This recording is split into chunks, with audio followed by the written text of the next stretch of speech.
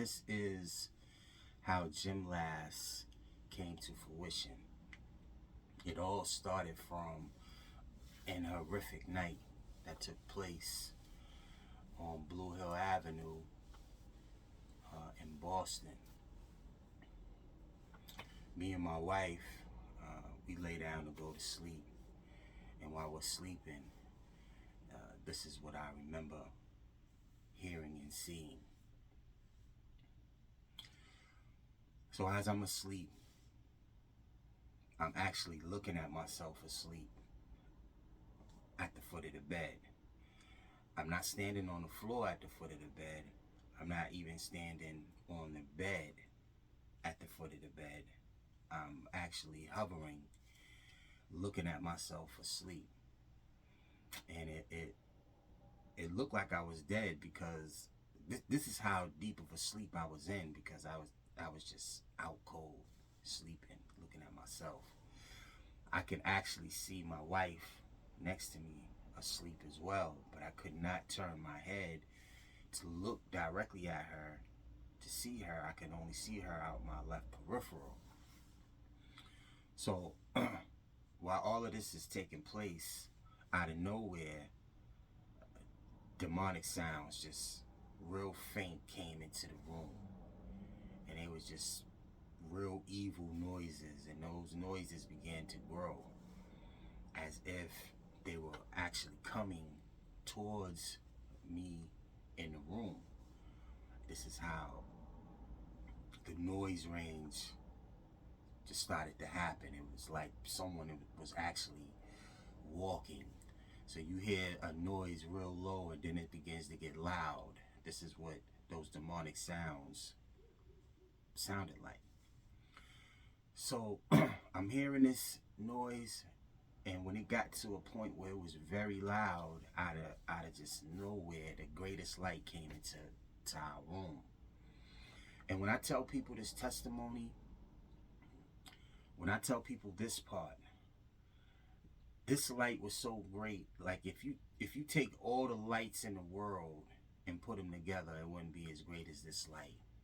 The only light I've seen as bright as this light that we experienced this night is the light in lightning.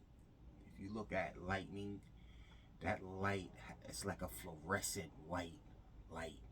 It was greater than that. So when this light came into the room, it felt like a pulsation. I don't know if I'm saying it right, but it was like such a powerful energy. It felt like I was in the sun without being burned.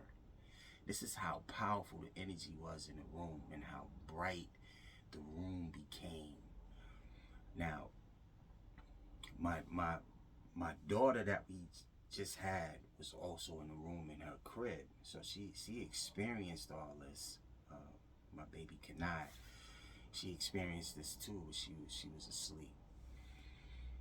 So all I'm hearing is woof, woof. This is how the energy was in the room, and then it just shot into my wall.